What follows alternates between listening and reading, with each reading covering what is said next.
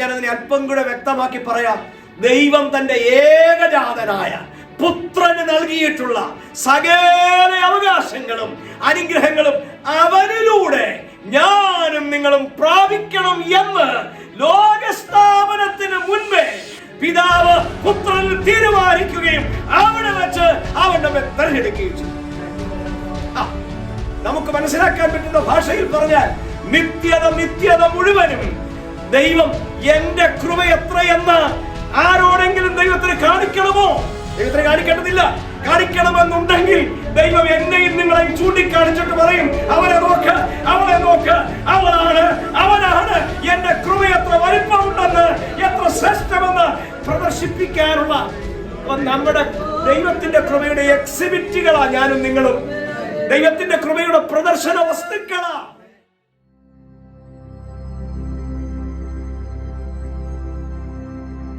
ദൈവം വാഴ്ത്തപ്പെടട്ടെ. ദൈവവചനത്തിന് മുൻപാകെ നമ്മൾ ആയിരിക്കുകയാണ്. കഴിഞ്ഞ ചില ആഴ്ചകളായി എഫെസ്യ ലേഖനമാണ് നമ്മൾ ധ്യാനിച്ചു കൊണ്ടിരിക്കുന്നത്. ഞാൻ കുറേ വർഷങ്ങൾക്ക് പുറകിൽ എഫെസ്യ ലേഖനം ഒന്ന് പഠിക്കാനായിട്ട് ഞാനൊരു വലിയ തയ്യാറെടുപ്പോടൊക്കെ ഇരുന്ന് പല കമൻട്രികളും പുസ്തകങ്ങളും ഒക്കെ വാങ്ങി വായിക്കാനും ഒക്കെ തുടങ്ങി. കുറേ കഴിഞ്ഞപ്പോൾ ഞാൻ ഡ്രോപ്പ് ചെയ്ത കാര്യം എന്ന് പറഞ്ഞാൽ, പഠിച്ചു വരുമ്പോൾ നമുക്ക് ചിലപ്പോൾ ഒരു എത്തുപിടിയും കിട്ടാത്ത ചില ചിന്തകളിലേക്ക് ഈ ചിന്തകൾ നമ്മെ നയിക്കും. അത് നമ്മുടെ ഈ ബുദ്ധിക്ക് അതീതമായ കാര്യങ്ങൾ, പക്ഷേ നമുക്ക് വേണ്ടിയുള്ളതാണ് ദൈവത്തിൻ്റെ ആത്മാവ് എഴുതിയിരിക്കുന്നത്. അതുകൊണ്ട് തന്നെ നമുക്കത് ഉൾക്കൊള്ളാനായിട്ട് കഴിയും. നമ്മുടെ ഐക്യുവോ നമ്മുടെ ബുദ്ധിയുടെ വൈഭവശേഷിയൊന്നുമല്ല ഇതിന് കാരണം, ദൈവം തരുന്ന.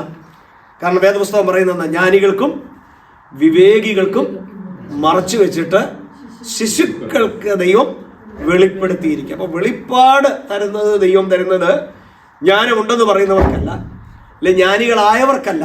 ദൈവം പലപ്പോഴും കൊടുക്കുന്ന ശിശുക്കളായിരിക്കുന്ന വചനം മനസ്സിലാക്കാൻ ബുദ്ധിമുട്ടുള്ള നമ്മെ പോലെയുള്ള ആളുകൾക്കാണ്. അതുകൊണ്ട് ആ ദൈവികമായ വെളിപ്പാടുകൾക്ക് വേണ്ടി ആണ് നമുക്ക് ദൈവത്തോട് ചോദിക്കണം. നമ്മൾ കഴിഞ്ഞ ആഴ്ചയിൽ പറഞ്ഞ ചിന്തകളിൽ നിന്ന് ഒന്ന് തുടരാം. അതിൻ്റെ ഒരു തുടർച്ചയാണല്ലോ.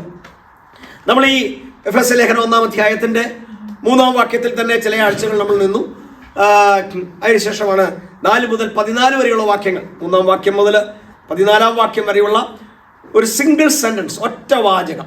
ആ ഒറ്റ വാചകത്തെ നമുക്ക് മനസ്സിലാക്കാൻ വേണ്ടി നമ്മൾ ഉപയോഗിക്കുന്ന ബൈബിളുകളിൽ, അതായത് ഇംഗ്ലീഷിലോ മലയാളത്തിലേക്കോ ട്രാൻസ്ലേറ്റ് ചെയ്തിരിക്കുന്ന ഭാഷകളിൽ അത് ബ്രേക്ക് ഡൗൺ ചെയ്ത് 3-4 സെന്റൻസുകളാക്കിയിട്ടുണ്ട്. ചില ബൈബിൾ, അപൂർവം ചിലതിൽ ഓരോ വാക്യവും ഓരോ സെന്റൻസ് ആക്കി തീർത്തിട്ടുണ്ട്. എന്നാൽ അതിനെതിരെ ഒത്തിരി പരിമിതികൾ ഉണ്ട് അതിൻ്റെ ആശയങ്ങൾ കൺവേ ചെയ്യുന്നതിൽ. എങ്കിലും അത് ഫോർ അവർ അണ്ടർസ്റ്റാൻഡിങ്, ഫോർ അവർ നമുക്ക് അതിൻ്റെ ഒരു ഗ്രാഹ്യം ലഭിക്കുന്നതിന് വേണ്ടി. പക്ഷെ ഈ കാര്യങ്ങൾ എത്ര വലിയ ഡീപ്പാണെങ്കിലും നമുക്ക് മനസ്സിലാക്കാൻ ബുദ്ധിമുട്ടാണെങ്കിലും പൗലൂസ് ഇതുകൊണ്ട് ഉദ്ദേശിക്കുന്നത് എന്താണെന്ന് ചോദിച്ചാൽ, ഇത് പറഞ്ഞിട്ട് പൗലൂസ് പറയുന്ന കാര്യം എന്താ? ആ ദൈവം വാഴ്ത്തപ്പെടട്ടെ എന്നാണ് പറയുന്നത്, അല്ലേ? അപ്പോൾ ഇത് ദൈവത്തെ ആരാധിക്കുന്നതിന് വേണ്ടിയാണ് ഉപയോഗിക്കുന്നത്. ഇതിനകത്ത് അത്ഭുതമുണ്ട്, അതിനകത്ത് മനസ്സിലാക്കാൻ പറ്റാത്ത കാര്യങ്ങളുണ്ടെന്നാൽ ദൈവത്തെ വാഴ്ത്താൻ, ദൈവത്തെ സ്തുതിക്കാൻ കഴിഞ്ഞ ആഴ്ചയിൽ നമ്മൾ കണ്ടു. 4-ാം വാക്യം മുതൽ 6-ാം വാക്യം വരെ വായിക്കുമ്പോൾ 6-ാമത്തെ വാക്യം അവസാനിക്കുന്നത് എങ്ങനെയാണ്? To the praise of his glorious grace, അവന്റെ കൃപാമഹത്വത്തിന്റെ പുകഴ്ചയ്ക്കായിട്ട്, കൃപയുടെ മഹത്വം പുകഴ്ത്തപ്പെടേണ്ടതിന്. അതാണ് ദൈവത്തിന്റെ അൾട്ടിമേറ്റ് ലക്ഷ്യം എന്ന് പറയുന്നത്. ദൈവത്തിന്റെ ലക്ഷ്യം എന്ന് പറഞ്ഞാൽ God's glorious grace must be praised. ദൈവത്തിന്റെ ആ ഗ്ലോറിയസ് ഗ്രേസ് പ്രൈസ് ചെയ്യപ്പെടണം. അതിനുവേണ്ടിയാണ് ദൈവം ആഗ്രഹിക്കുന്നത്. വീണ്ടും നമ്മൾ 7 മുതൽ 12 വരെയുള്ള വാക്യങ്ങൾ നമ്മൾ വായിച്ചപ്പോൾ ആ വാക്യങ്ങളുടെ 12-ാം വാക്യത്തിന്റെ അവസാനവും നമ്മൾ കണ്ടു to the praise of his glory, അവന്റെ കൃപാമഹത്വത്തിന്റെ പുകഴ്ചയ്ക്കായിട്ടാണ്. വീണ്ടും നമ്മൾ 12, 13, 14 വാക്യങ്ങൾ വായിച്ചപ്പോൾ അതിന്റെ അവസാനവും നമ്മൾ കണ്ടു കൃപാമഹത്വത്തിന്റെ പുകഴ്ചയ്ക്കായിട്ടാണ്. To the praise of his glory, to the praise of his glory, to the praise of his glory. തുടങ്ങിയത് എങ്ങനെയാണ്? പ്രൈസ് ബി ടു ഗോഡ്, അഥവാ ബ്ലെസ്സഡ് ബി ഗോഡ്. ദൈവം അനുഗ്രഹിക്കപ്പെടുമാറാകട്ടെ, ദൈവം വാഴ്ത്തപ്പെടുമാറാകട്ടെ. അപ്പോൾ ആ ഒരു വീക്ഷണകോണിൽ നിന്നുകൊണ്ട് ഞാൻ ആ വാക്യങ്ങളെ 14 മുതൽ 14 വരെയുള്ള വാക്യങ്ങളെ നമ്മളൊന്ന് ഡിവൈഡ് ചെയ്തു. അപ്പോൾ ആദ്യത്തെ 4, 5, 6 വാക്യങ്ങൾ നമ്മൾ ഒരുമിച്ചെടുത്തു. ആ വാക്യങ്ങളിൽ പറഞ്ഞിരിക്കുന്ന അനുഗ്രഹം എന്താണ്? It is pre temporal. It's before the time began. അല്ലെ, സമയം ആരംഭിക്കുന്നതിന് മുൻപ്, കാലങ്ങൾ ആരംഭിക്കുന്നതിന് മുൻപ്, ലോകസ്ഥാപനത്തിന് മുൻപ് എന്നാണ് എഴുതിയിരിക്കുന്നത്. ആ അനുഗ്രഹങ്ങൾ ആരാണ് നൽകിയത്? അതിനെ പിതാവും പുത്രനും എല്ലാം അവിടെ ഉണ്ടെങ്കിലും അവിടുത്തെ പ്രിഡോമിനൻസ്, അവിടുത്തെ അപ്പർ ഹാൻഡ് ആർക്കാണ്? പിതാവിനാണ്. അതുകൊണ്ട് നമുക്ക് വേണമെങ്കിൽ പറയാം പിതാവിങ്കിൽ നിന്നുള്ള അനുഗ്രഹങ്ങളാണത്. രണ്ടാമത്തെ ഭാഗത്ത് അവിടെയും പിതാവുമുണ്ട് പുത്രനുമുണ്ട് എങ്കിലും അവിടെ പ്രിഡോമിനൻസ് അവൻ നമ്മളെ വീണ്ടെടുത്ത കാര്യമാണ്. അവന്റെ രക്തം മൂലം നമുക്ക് പ്രായശ്ചിത്തം തന്ന കാര്യം, പാപക്ഷമ നൽകി തന്ന നമ്മുടെ പാപങ്ങൾ അകൃത്യങ്ങളൊക്കെ നമ്മോട് ക്ഷമിച്ചു. അപ്പോൾ പുത്രനാണ് അവിടെ കൂടുതൽ പ്രാമുഖ്യമുള്ളത്. അതുകൊണ്ട് വേണമെങ്കിൽ ആ അനുഗ്രഹങ്ങളെ നമുക്ക് blessings from the son that happen during the time, അത് സംഭവിച്ചപ്പോഴാ കാലത്തിന്റെ അകത്താണ്. അല്ലെ, കാലം ഉണ്ടായത് മുതലേ കാലം തീരുന്നത് വരെയുള്ള ആ സമയമാണ്. ഇനി അല്പം കൂടെ അടുത്ത ഭാഗത്തേക്ക് വരുമ്പോൾ എല്ലാം ക്രിസ്തുവിൽ ഒന്നായി ചേരുന്ന കാല സമ്പൂർണതയുടെ അനുഭവത്തിലേക്ക് വരുമ്പോൾ അനുഗ്രഹങ്ങളുടെ പൂർത്തീകരണമാണ് 12, 13, 14 വാക്യങ്ങളിൽ നമുക്ക് വായിക്കാൻ കഴിയുന്നത്. അതിന് അവിടെ പ്രധാനമായി പറഞ്ഞിരിക്കുന്നത് പരിശുദ്ധാത്മാവിന്റെ റോളാണ് പറഞ്ഞിരിക്കുന്നത്. പരിശുദ്ധാത്മാവ് നിങ്ങൾ ദൈവത്തിന്റെ പൊസഷൻ ആകുന്നത് വരെ നമ്മൾ വായിച്ചു. till you become God's own possession, അല്ലെ, ദൈവത്തിന്റെ ആ സ്വത്തായി തീരുന്നത് വരെ, ദൈവത്തിന്റെ അവകാശം നിങ്ങൾ പ്രാപിക്കുന്നത് വരെ നിങ്ങളെ മാർക്ക് ചെയ്തിരിക്കുകയാ, നിങ്ങളെ സീൽ ചെയ്തിരിക്കുക, നിങ്ങളെ മുദ്ര വെച്ചിരിക്കുകയാ. ആരാണ് മുദ്ര വെച്ചിരിക്കുന്നത്? ദൈവത്തിന്റെ പരിശുദ്ധാത്മാവ്. ഞാൻ ഒന്നുകൂടെ ആവർത്തിച്ചത് നിങ്ങളുടെ മനസ്സ് ഈ ചിന്തകളിലേക്ക് അല്പം കൂടെ ഒന്ന് ഇറങ്ങി വരേണ്ടതിന് വേണ്ടിയാണ്. അങ്ങനെ എന്നിട്ട് ഓരോന്നും പറയുമ്പോഴെന്താ? To the praise of his glory, അവന്റെ മഹത്വത്തിന്റെ പുകഴ്ചയ്ക്ക് വേണ്ടിയാണ്. അപ്പൊ ദൈവം എന്തെങ്കിലും ചെയ്താൽ ദൈവം ആഗ്രഹിക്കുന്നത് അവന്റെ മഹത്വം പുകഴ്ത്തപ്പെടണം, ദൈവത്തിന്റെ മഹത്വം പ്രൈസ് ചെയ്യപ്പെടണം. ആരാധനയ്ക്ക് കൊതിയുള്ളവനായതുകൊണ്ടല്ല. അതാണ് ദൈവം നമ്മെ കുറിച്ച് സൃഷ്ടിച്ചിരിക്കുന്നതിന്റെ പ്രഥമമായ ലക്ഷ്യം എന്ന് പറഞ്ഞിരിക്കുന്നത്. ഞാൻ അതിന്റെ ആദ്യത്തെ ആ സെക്ഷനിലേക്ക് വരികയാണ്. 4, 5, 6 വാക്യങ്ങൾ. നമുക്ക് ആ വാക്യങ്ങൾ ഒന്നുകൂടെ ഒന്ന് വായിക്കാം. Versus 4, 5 and 6. Even as he chose us in him before the foundation of the world, that we should be holy and blameless before him. In love he predestined us for adoption as sons through Jesus Christ, according predestined us for adoption through sons through his son Christ, according to the purpose of his will, to the praise of his glorious grace with which he has blessed us in the beloved. മലയാളത്തിൽ വായിച്ചാട്ടെ. നാം തന്റെ സന്നിധിയിൽ വിശുദ്ധരും നിഷ്കളങ്കരും ആകേണ്ടതിന് അവൻ ലോകസ്ഥാപനത്തിന് മുൻപേ നമ്മെ തിരഞ്ഞെടുക്കുകയും തിരുഹിതത്തിന്റെ പ്രസാദപ്രകാരം യേശുക്രിസ്തു മുഖാന്തരം നമ്മെ ദത്തെടുക്കേണ്ടതിന് അവൻ പ്രിയനായവനിൽ നമുക്ക് സൗജന്യമായി നൽകിയ തന്റെ കൃപാമഹത്വത്തിന്റെ പുകഴ്ചയ്ക്കായി സ്നേഹത്തിൽ നമ്മെ മുൻനിയമിക്കുകയും ചെയ്തുവല്ലോ. പരിശുദ്ധനും നിത്യനുമായ കർത്താവേ, ഈ സമയത്തിനായിട്ട് ഞങ്ങൾ അങ്ങേക്ക് സ്തോത്രം ചെയ്യുന്നു. കർത്താവേ, പവറിന്റെ പരിമിതിയുണ്ട് എങ്കിലും ഇന്ന് പകലിൽ നിന്റെ വചനത്തിന്റെ വാതിൽ ഞങ്ങൾക്ക് തുറക്കണമേ. ഞങ്ങളുടെ ഹൃദയങ്ങളെയും തുറക്കണമേ. ശുശ്രൂഷിപ്പാൻ അടിയന് കൃപ തരണമേ. യേശു ക്രിസ്തുവിൻ നാമത്തിൽ തന്നെ. രണ്ട് കാര്യമാണ് പ്രധാനമായിട്ടുള്ള പറഞ്ഞിരിക്കുന്നത്. 3 വെർബുകൾ അവിടെയുണ്ട് എങ്കിലും ഞാൻ കഴിഞ്ഞ ആഴ്ചയിൽ പറഞ്ഞു. ഒന്ന്, ഹി ചോസ് അസ്, അവൻ നമ്മളെ തെരഞ്ഞെടുത്തു. അല്ലെ, താഴെ അതിനോട് ചേർന്ന് നിൽക്കുന്ന ഒരു പദമുണ്ട്, ഹി predestined us, അവൻ നമ്മളെ മുൻനിയമിച്ചു. പക്ഷെ അവിടെ പറഞ്ഞിരിക്കുന്നു എന്തിനു വേണ്ടി മുൻനിയമിച്ചു? ടു അഡോപ്ഷൻ, ദത്തെടുക്കേണ്ടതിനു വേണ്ടി അവൻ നമ്മെ മുൻനിയമിച്ചു. മലയാളത്തിൽ നമ്മൾ വായിച്ചത് അവൻ നമ്മെ തെരഞ്ഞെടുക്കുകയും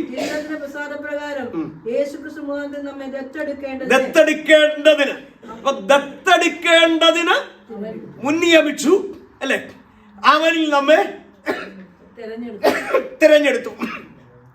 എന്തിനു വേണ്ടി? കൃപാമഹത്വത്തിന്റെ, അവന്റെ കൃപയുടെ മഹത്വം സ്തുതിക്കപ്പെടേണ്ടതിന്, പ്രൈസ് ചെയ്യപ്പെടേണ്ടതിന് തന്റെ തിരുഹിതത്തിന്റെ പ്രസാദപ്രകാരം യേശുക്രിസ്തു മുഖാന്തരം പ്രിയനായവനിൽ നമ്മെ ദത്തെടുത്തു.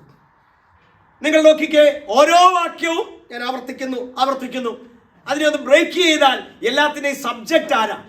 എല്ലാത്തിനെയും കർത്താവ് എന്ന് പറയുമ്പോൾ സബ്ജക്ട് ഓഫ് ദ സെന്റൻസ്. ആ സെന്റൻസിന്റെ ഹെഡ് ആരാ? പിതാവായ ദൈവമാണ്.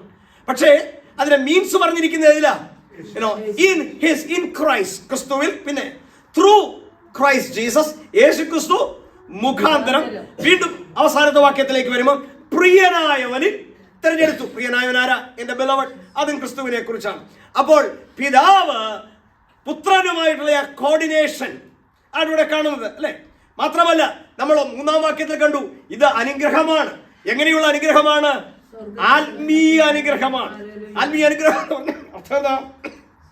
പരിശുദ്ധാത്മാവിലൂടെ ലഭിക്കുന്ന അനുഗ്രഹമാണ്. അപ്പോൾ നമുക്ക് ഈ അനുഗ്രഹം തരേണ്ടതിന് പിതാവിനും പുത്രനും പരിശുദ്ധാത്മാവിനും ഒരുപോലെ സമ്മതമായ, ഒരുപോലെ ഹിതകരമായ, അവന്റെ ഇഷ്ടമായി, അവന്റെ ഹിതമായി, അവന്റെ പർപ്പസായി നൽകിയ കാര്യമാണ്.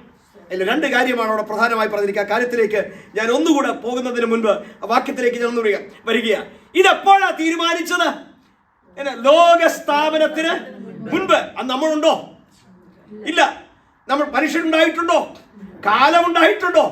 ഇനി നമ്മളെ ദൈവം തന്റെ ആ ദൃഷ്ടിയിൽ കണ്ടുവെന്ന് തന്നെ വിചാരിക്കുക. നാം ആരായിരുന്നു? നാം സ്ട്രേഞ്ചേഴ്സ് ആയിരുന്നു. നാം ആരുമല്ലായിരുന്നു. നാം ദൈവവുമായി ഒരു ബന്ധവുമില്ലാത്തവരായിരുന്നു. പക്ഷെ നിങ്ങൾ അതിന്റെ അവസാനത്തിലേക്ക് വന്നപ്പോൾ നമ്മൾ ആരായി?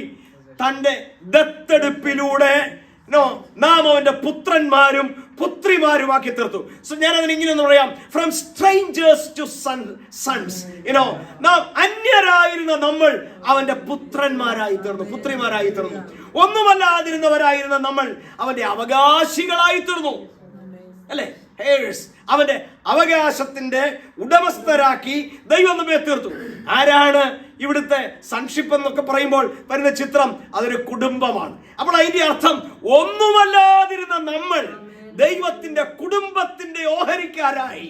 കാൺമീനാം ദൈവമക്കളെന്ന് വിളിക്കപ്പെടുവാൻ പിതാവ് നമുക്ക് എത്ര വലിയ സ്നേഹം നൽകിയിരിക്കുന്നു എന്നുള്ള യോഹന്നാന്റെ വാക്കുകൾ നോക്കിയാൽ ദൈവമക്കളായി തീരാനുള്ള പദവി ദൈവം നമുക്ക് നൽകി തന്നു.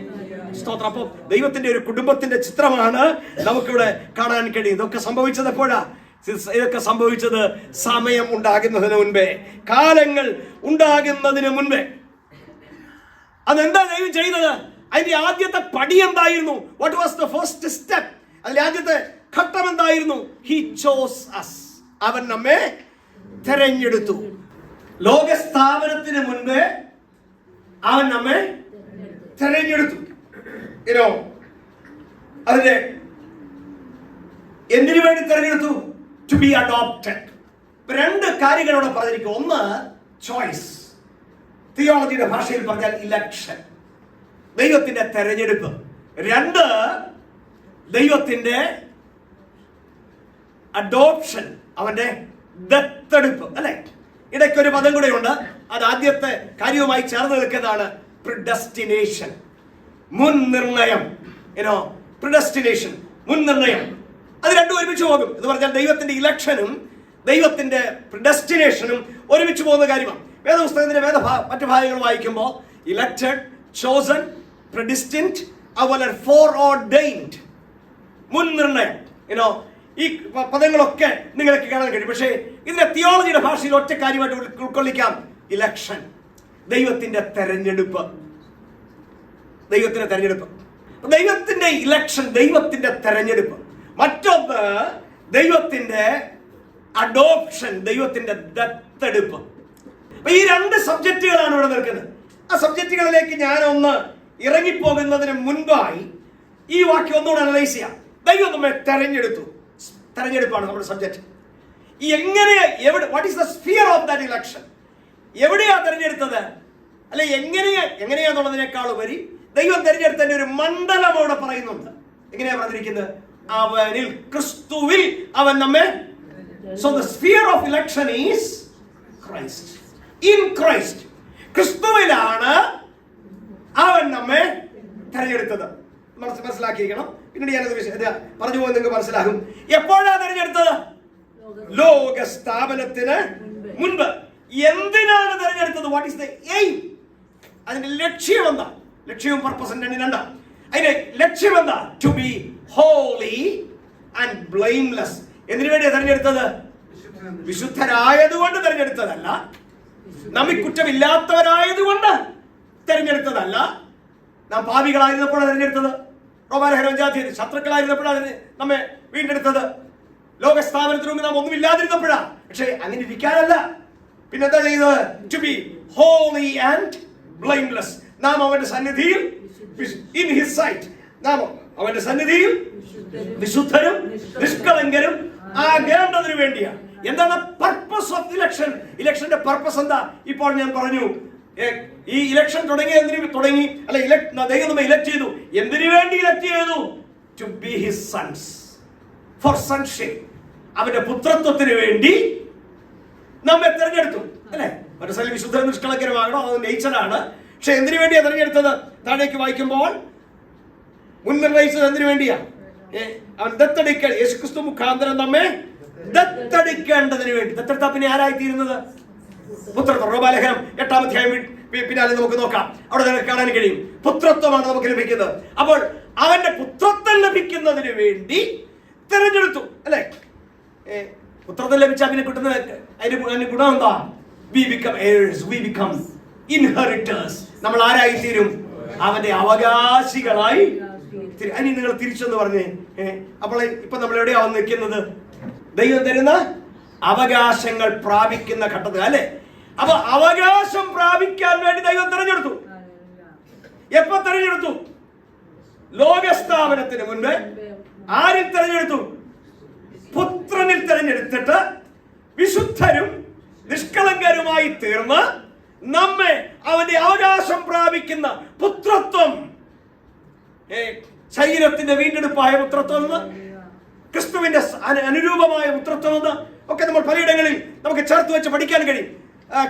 നമുക്ക് ഇതിന്റെ പുരോഗമിക്കുമ്പോൾ മനസ്സിലാക്കാം. എന്തായിരുന്നാലും whatever related to the sonship, ആ പുത്രത്വവുമായി ബന്ധപ്പെട്ടുള്ള എല്ലാ അനുഗ്രഹങ്ങളും, ഞാനതിനെ അല്പം കൂടെ വ്യക്തമാക്കി പറയാം. ദൈവം തന്റെ ഏകജാതനായ പുത്രന് നൽകിയിട്ടുള്ള സകല അവകാശങ്ങളും അനുഗ്രഹങ്ങളും അവനിലൂടെ ഞാനും നിങ്ങളും പ്രാപിക്കണം എന്ന് ലോകസ്ഥാപനത്തിന് മുൻപേ പിതാവ് പുത്രനിൽ തീരുമാനിക്കുകയും അവിടെ വെച്ച് അവൻ നമ്മെ തെരഞ്ഞെടുക്കുകയും ചെയ്തു. Praise the Lord. പക്ഷെ നമ്മൾ പ്രാർത്ഥിച്ചുകൊണ്ടിരിക്കുന്നത് കർത്താവേ തരണേ തരണേ തരണേ, അല്ലേ? ചിലർക്ക് പറയുന്നത് പിടിച്ചു വെച്ച് പ്രാർത്ഥിക്കാന്ന്. എന്തിനാന്ന് എനിക്കറിയാൻ മേല. ഇങ്ങനെ വേദപുസ്തകത്തിൽ പ്രമാണമൊന്നുമില്ല. ഇതിനപ്പുറത്ത് വല്ലതും കിട്ടാനുണ്ടോ? പക്ഷേ അവിടെ വേറൊരു കാര്യം കൊണ്ടുണ്ട്. ദൈവം അരമനസ്സോടെയാണോ ഇത് ചെയ്തത്? പുത്രൻ ഈ കാര്യം പറഞ്ഞു, പിതാവ് മനസ്സില്ലാ മനസ്സോടെ അത് സമ്മതിച്ചു. അങ്ങനെയാണോ അവിടെ എഴുതിയിരിക്കുന്നത്? അല്ല, പിന്നെ എന്നെ എഴുതിയിരിക്കുന്നത് ഹിസ് വിൽ, ഹിസ് പർപ്പസ്, അവന്റെ ഇഷ്ടം, അവന്റെ തിരുഹിതം, പിന്നെ അവന്റെ കൃപ. 3 കാര്യങ്ങളോടെ എഴുതിയിട്ടുണ്ട്. His will, his pleasure, the pleasure of his will, തന്റെ തിരുഹിതത്തിന്റെ പ്രസാദ പ്രകാരം എന്നാണ് മലയാളത്തിൽ എഴുതിയിരിക്കുന്നത്. അപ്പൊ അവന്റെ പ്രസാദം ഒന്ന് ബ്രേക്ക് ചെയ്താൽ എന്നാണ് പ്രസാദം? Pleasure. What is your pleasure? Pleasure എന്ന് പറഞ്ഞ അർത്ഥം നിങ്ങളെ ഏറ്റവും ആനന്ദിപ്പിക്കുന്നത്, നിങ്ങളെ ഏറ്റവും പ്ലീസ് ചെയ്യുന്നത്, ഏറ്റവും സന്തോഷിപ്പിക്കുന്നത്. അപ്പൊ ദൈവത്തിന്റെ പ്ലഷർ, ദൈവത്തിന്റെ വിൽ, ദൈവത്തിന്റെ കൃപ, ഈ 3 കാര്യം കൂടെ ചേർന്നു എന്ന് പറഞ്ഞാൽ ഈ ഇലക്ഷൻ നടക്കുന്നത് എങ്ങനെയാണെന്ന് അറിയാമോ? From the very nature of God. നമ്മുടെ ദൈവം ആരാണെന്ന് അറിയാമോ? നിങ്ങളുടെ പിതാവ് സൽഗുണപൂർണൻ ആയിരിക്കുന്നത് പോലെ ദോഷികളായ നിങ്ങൾ നിങ്ങളുടെ മക്കൾക്ക് നല്ല ദാനങ്ങളെ കൊടുക്കാൻ ഇച്ഛിക്കുന്നുവെങ്കിൽ സ്വർഗസ്ഥനായ പിതാവ്. കോൺട്രാസ്റ്റ് അല്ലേ? ഒരു തിന്മയുമില്ലാത്ത പിതാവ്. നമ്മുടെ കർത്താവ് ചോദിച്ചു, ദൈവമല്ലാതെ പിതാവ്, എന്റെ പിതാവല്ല, നല്ലവനാരുള്ളൂ? അപ്പൊ നല്ലവനായ പിതാവിന്റെ ഏറ്റവും വലിയ ആനന്ദത്തിൽ അവന്റെ ഇഷ്ടം എന്തായിരുന്നെന്നറിയാമോ? അവന്റെ കൃപ ധാരാളമായി നമ്മുടെ മേൽ പകരണം. കൃപയുടെ മഹത്വം, കൃപയുടെ അത്യന്ത ധനം വരുംകാലങ്ങളിൽ കാണിക്കേണ്ടതിന് എന്ന് പറഞ്ഞാൽ, നമുക്ക് മനസ്സിലാക്കാൻ പറ്റുന്ന ഭാഷയിൽ പറഞ്ഞാൽ, നിത്യത മുഴുവനും ദൈവം എന്റെ കൃപ എത്രയെന്ന് ആരോടെങ്കിലും ദൈവത്തിന് കാണിക്കണമോ? ദൈവത്തിന് കാണിക്കേണ്ടതില്ല. കാണിക്കണമെന്നുണ്ടെങ്കിൽ ദൈവം എന്നെയും നിങ്ങളെയും ചൂണ്ടിക്കാണിച്ചിട്ട് പറയും, അവനെ നോക്ക്, അവളെ നോക്ക്, അവനാണ് എന്റെ കൃപ എത്ര വലിപ്പമുണ്ടെന്ന്, എത്ര ശ്രേഷ്ഠമെന്ന് പ്രദർശിപ്പിക്കാനുള്ള നമ്മുടെ ദൈവത്തിന്റെ കൃപയുടെ എക്സിബിറ്റുകളാ ഞാനും നിങ്ങളും. ദൈവത്തിന്റെ കൃപയുടെ പ്രദർശന വസ്തുക്കളാ. അവന്റെ കൃപയാണ് എന്നിൽ പകരുന്നത്. അപ്പൊ ഏത് സാഹചര്യത്തിലും സൗഖ്യം വരുമെന്നല്ല, വിടുതൽ വരുമെന്നല്ല, നന്മ വരുമെന്നല്ല, അവന്റെ കൃപ എന്നിൽ പകരുമെന്ന്. അവന്റെ കൃപ എന്നിൽ പകരും. സ്തോത്രം. ആ ചിന്തകളിലേക്കല്ലല്ലോ ഞാൻ പോകുന്നത്. അപ്പൊ അവന്റെ ശ്രദ്ധിക്കണം, നിങ്ങൾക്ക് മനസ്സിലാക്കാൻ വേണ്ടിയ ഭാഷ, വാചകം. അവന്റെ വിൽ, അവന്റെ പ്ലഷർ, അവന്റെ ഗ്രേസ്. ബട്ട് എന്താണ്, what is the ultimate purpose? We should be the praise of his glorious grace. അവന്റെ കൃപയുടെ മഹത്വത്തിന്റെ പുകഴ്ച ആകണം. എന്ന് പറഞ്ഞാൽ കൃപാമഹത്വത്തിന്റെ പുകഴ്ച. മലയാളത്തിൽ എഴുതിയിരിക്കുക. പക്ഷെ അപ്പം കൂടെ ഒന്ന് ബ്രേക്ക് ചെയ്താൽ അവന്റെ കൃപ എത്ര മഹത്വമുള്ളതാണെന്ന് പ്രശംസിക്കപ്പെടണം, പുകഴ്ത്തപ്പെടണം. ഇവിടെ രണ്ട് കാര്യങ്ങളുണ്ട്. ഗ്ലോറി. ഈ ഗ്ലോറി എവിടെ കണ്ടാലും ഓർത്തോണം. നമ്മുടെ ഒരു വൊക്കാബുലറി കൂടെ അല്ലേ? ഒരു പ്രസംഗിക്കാനുള്ള ഗ്ലോറി എന്ന് പറയും. എനിക്കറിയാം അങ്ങനെ ചില അപ്പച്ചന്മാർ, അറിയാവുന്ന അപ്പച്ചനുണ്ട്, പുള്ളിക്കാരൻ നല്ല പ്രസംഗം ഞാൻ ചെയ്തോണ്ടിരിക്കണം. പുള്ളിയുടെ ഒരു ഗ്ലോറി പറയും, ഞാൻ ഞെട്ടിപ്പോ. മനസ്സിലായോ അല്ലേ? പക്ഷേ അദ്ദേഹത്തിന് ആ സന്തോഷം കൊണ്ടായിരിക്കാം അല്ലേ? പണ്ടങ്ങനെ ഒരു കഥ കേട്ടിട്ടില്ലേ? ഒരപ്പച്ചൻ, ഞാൻ പറഞ്ഞിട്ടുണ്ട് നിങ്ങളോട്, അദ്ദേഹം എന്തോ പറഞ്ഞാലും ലേലിയ എന്ന് പറയാം, ലേലിയ. ഇപ്പൊ ഒരു പുതിയ അച്ഛൻ വന്ന് ഭയക്കാകെ അരോചകമായി. എന്തോ പറഞ്ഞാൽ ഈ പുള്ളി എന്നാ പറയും? ഹല്ലേലൂയ. ഇദ്ദേഹത്തെ ഹല്ലേലൂയ നിർത്താൻ വേണ്ടി തന്നെ അച്ഛനൊരു പണി ചെയ്തു. അച്ഛനൊരു ദിവസം കഥ ഉണ്ടാക്കിയിട്ടുണ്ടോ? അച്ഛൻ പറഞ്ഞു, ആ അദ്ദേഹത്തിന്റെ പേര് വിളിച്ചു വെച്ച് പറഞ്ഞു, ഞാൻ ഇന്നലൊരു സ്വപ്നം കണ്ടു. ആ സ്വപ്നം എന്നാണെന്ന് ചോദിച്ചാൽ, ഞാൻ തൽക്കാലം ചാക്കോച്ചാൻ വിളിക്കുക. ചാക്കോച്ചാൻ മരിച്ചുപോയി. ചാക്കോച്ചാൻ നിത്യതയെ ചെല്ലുന്ന ഞാൻ കണ്ടത്. പക്ഷെ ഞാൻ കാണുന്നത് അച്ഛൻ നരകത്തിൽ കിടക്കുന്നതാണ് ഞാൻ കണ്ടത്. അങ്ങനെ ഞാൻ ഒരു സ്വപ്നം കണ്ടു എന്ന് അച്ഛൻ പറഞ്ഞു.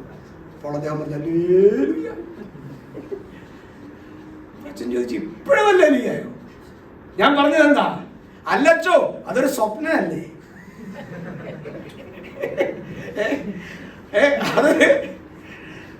അപ്പൊ ദൈവത്തെ സ്തുതിക്കണം എന്നുള്ള ആൾക്കാർക്ക് അല്ലേ, അച്ഛൻ അത്രയും ഓർത്തില്ല. അതിന്റെ മറ്റേ എൻഡ്, അതർ എക്സ്ട്രീം അദ്ദേഹം ഓർത്തില്ല. അപ്പൊ കൃപയുടെ മഹത്വം, അവന്റെ കൃപ എത്ര മഹത്വം. ഞാൻ പറഞ്ഞു വന്നത്, ഈ ഗ്ലോറി എവിടെ കണ്ടാലും ഓർത്തോണം, അവിടെ ദൈവമുണ്ട്. അത് പറയാനാ വന്നത്. യെശയ്യാവ് ദൈവത്തെ കണ്ടോ? അവൻ പറയുന്നത്, ഞാൻ കണ്ടു. കർത്താവ് ഉയർന്നു പോകിയുള്ള അവൻ എവിടെയാ ഇരിക്കുന്നത്? അതെ അല്ലേ? പക്ഷെ യെശയ്യാവ് എവിടെയാ നിൽക്കുന്നത്? ആലയത്തിന്റെ അകത്താണോ? സ്വർഗീയാലയമല്ലേ കണ്ടത്? പക്ഷെ പിന്നെ എങ്ങനെയാ കണ്ടത്? അവന്റെ തേജസ് ആലയത്തിന്റെ ആലയം നിറച്ചിരുന്നു. അപ്പൊ തേജസ് ആലയം നിറച്ചു. ആലയം നിറച്ചു. അപ്പോൾ അതിന്റെ അർത്ഥം എന്താ? തേജസ് എവിടെയെങ്കിലും ഉണ്ടെങ്കിൽ അതിന്റെ കേന്ദ്രസ്ഥാനത്ത് ആരുണ്ട്? ദൈവമുണ്ട്. മഹത്വം എവിടെയുണ്ടോ അതിന്റെ പിന്നിൽ ദൈവമുണ്ട്. ഓക്കെ, ഞാൻ തൽക്കാലം മുൻപോട്ട് പോകട്ടെ. അപ്പോൾ ഇത്രയും കാര്യങ്ങൾ, the sphere of election, the time of election, the aim of election, the purpose of election, the ultimate purpose of election. ഈ കാര്യങ്ങൾ എല്ലാം ഒരുമിച്ചാണ് ഈ വാക്യത്തിൽ പറഞ്ഞിരിക്കുന്നത്. ഇതെല്ലാം നടക്കാൻ വേണ്ടി ദൈവം എന്ത് ചെയ്തു? നമ്മളെ തെരഞ്ഞെടുത്തു. ഇത് പ്രസംഗിക്കുമ്പോൾ ഭയങ്കരമായിട്ട് പേടിക്കണം. കാരണം നൂറ്റാണ്ടുകളായിട്ട് സഭകൾ തമ്മിലടിക്കുന്ന ഒരു കാര്യമാണ് തെരഞ്ഞെടുപ്പ്. നിങ്ങൾ ഏതെങ്കിലും ബൈബിൾ ക്ലാസ് പഠിച്ചിട്ടുണ്ടോ? ചർച്ചിലെവിടെയെങ്കിലും വെച്ച് പഠിച്ചിട്ടുണ്ടോ?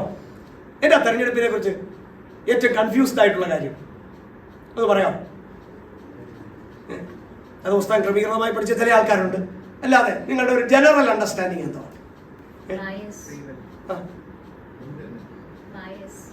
Biased. Can you explain that?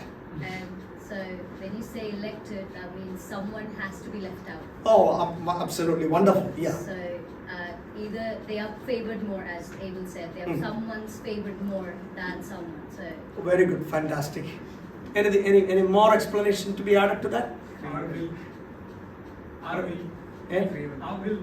Our will is an ingredient, is a factor. Am I right? Yeah, if it's our will, then how is it an election? Okay. അപ്പം നിങ്ങൾ തന്നെ പല ഉപദേശമായി അല്ലേ? അപ്പൊ പിന്നെ ക്രിസ്തീയ ലോകം മുഴുവൻ എടുത്താലോ? അടിച്ചു പിരിയാൻ വേറൊന്നും വേണ്ട അല്ലേ? യാ, കാൽവിനിസം. ജോൺ കാൽവിൻ എന്ന മനുഷ്യൻ 16-ാം നൂറ്റാണ്ടിൽ ജീവിച്ചിരുന്നയാളാ. അദ്ദേഹം പറഞ്ഞു, ഇൻഡിവിജ്വൽ ഇലക്ഷൻ എന്ന് പറഞ്ഞാൽ രാജു എന്ന എന്നെ ലോകസ്ഥാപനത്തിന് മുൻപ് പിതാവ് തന്റെ ഫോർനോളജിൽ, മുന്നറിവിൽ കണ്ടു.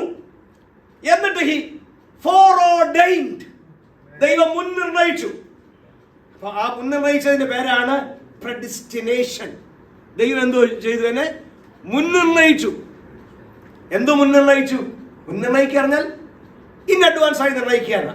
Predestin means, determine the destination in advance. നമ്മുടെ രണ്ടുപേര് ഈ ആഴ്ച വെളിയിലോട്ട് പോവുക. അവർ ബോംബെ എയർപോർട്ടിൽ ചെല്ലുമ്പോൾ ഇഷ്ടം പോലെ ഫ്ലൈറ്റ് കാണും. സീറ്റുള്ളവരതിനകത്ത് കയറിയിരിക്കുമോ? ഇല്ല. കയറ്റി ഇരുത്തുവോ? ഇല്ല. പിന്നെ എന്ത് ചെയ്യും? അവരുടെ ഡെസ്റ്റിനേഷൻ ഈസ് പ്രീഡിറ്റർമിൻഡ്. ഇങ്ങനെയല്ല ടിക്കറ്റ് എടുത്തത്. നമ്മൾ ടിക്കറ്റ് ബുക്ക് ചെയ്യുമ്പോൾ ബസ്സോ ട്രെയിനോ ഫ്ലൈറ്റോ ആയിക്കൊള്ളട്ടെ, നമ്മളുടെ ആദ്യം ചോദിക്കുന്നത് എന്താ? മിക്കവാറും ആദ്യം ചോദിക്കുന്നത് ഡെസ്റ്റിനേഷനാണ് ചോദിക്കുന്നത്. പിന്നീടാണ് എവിടുന്നാണെന്നുള്ളത് ചോദിക്കുന്നത്. അപ്പൊ ഡെസ്റ്റിനേഷൻ, ചുരുക്കി പറഞ്ഞാൽ ഡെസ്റ്റിനി, നമ്മുടെ വിധി, നമ്മുടെ ഫൈനൽ സ്റ്റേജ്, നമ്മൾ എന്തായി തീരുമെന്നുള്ളത് അല്പം ശാന്തമായി പറയാം, എങ്കിലേ എല്ലാവർക്കും മനസ്സിലാവും. 2 ആഴ്ച കൊണ്ട് പറയാം. അത് പ്രീഡിറ്റർമിൻ ചെയ്തു എന്ന് പറയുന്നത് പോലെ നമ്മൾ ഇവിടെ ഇരിക്കാൻ കാരണം ലോകസ്ഥാപനത്തിന് മുൻപ് ദൈവം എന്തു തീരുമാനിച്ചു? പി ജെ രാജു പാസ്റ്ററുടെ പാസ്റ്ററായിട്ട് വരണം, പി ജെ രാജു പാസ്റ്റർ രക്ഷിക്കപ്പെടണം, പാസ്റ്റർ ആകണം, ഇന്ന സമയത്ത് പൻവേലി വരണം, പിന്നെ ബാക്കി കാര്യങ്ങളെല്ലാം അത് കഴിഞ്ഞ് ഇന്ന സമയത്ത് പോകണം, ഇനി അവസാനം ആ പുള്ളി ഇന്നിടത്ത് ചെല്ലണം. ദൈവം തീരുമാനിച്ചു. അപ്പൊ പിന്നെ വേറൊരാൾ എന്തുകൊണ്ടാണ് അങ്ങനെ ആകാതിരുന്നത്? വേറെ എന്തുകൊണ്ടാണ് രക്ഷിക്കപ്പെടാതിരുന്നതിന്റെ കാരണം എന്നാ? അപ്പൊ കുറച്ചുപേർ രക്ഷിക്കപ്പെട്ടതിന്റെ കാരണം എന്നാ? ദൈവം പ്രീ ഡിറ്റർമിൻ ചെയ്തു. അപ്പൊ രക്ഷിക്കപ്പെടാതിരിക്കുന്നതോ നമ്മൾ സുവിശേഷം പറയാത്തോണ്ടൊന്നും അല്ല. കുഴപ്പമെന്നാ? ദൈവം പ്രീ ഡിറ്റർമിൻ ചെയ്തു. അപ്പൊ ഇന്ന് സുവിശേഷം പറഞ്ഞ കാര്യമുണ്ടോ? But that is one idea. This is a simple thing. ഇപ്പൊ നിങ്ങൾക്ക് കാര്യം മനസ്സിലായില്ലേ? ഫിസിക്സിനെക്കാൾ നന്നായിട്ട് മനസ്സിലായില്ലേ? ഇതിന്റെ പേരാണ് Calvinism. Calvinism says every individual is predestined. Those who are predestined are elected. Those who are elected are predestined. അവര് കാലാന്തരത്തിൽ ആരായിത്തീരും? രക്ഷിക്കപ്പെടും, ദൈവമക്കളും ആയിത്തീരും. അവൻ വാക്യമുണ്ട്, റോമാലേഖനം 8-ാം അധ്യായം. അവൻ മുന്നറിഞ്ഞവരെ അവൻ വിളിച്ചു. വിളിക്കുക എന്ന് പറഞ്ഞാൽ ഇലക്ട് തന്നെ. That is a synonym for election. മുന്നറിഞ്ഞവരെ അവൻ വിളിച്ചും വിളിച്ചവരെ നീതീകരിച്ചും നീതീകരിച്ചവരെ തേജസ്കരിച്ചും ഇരിക്കുന്നു.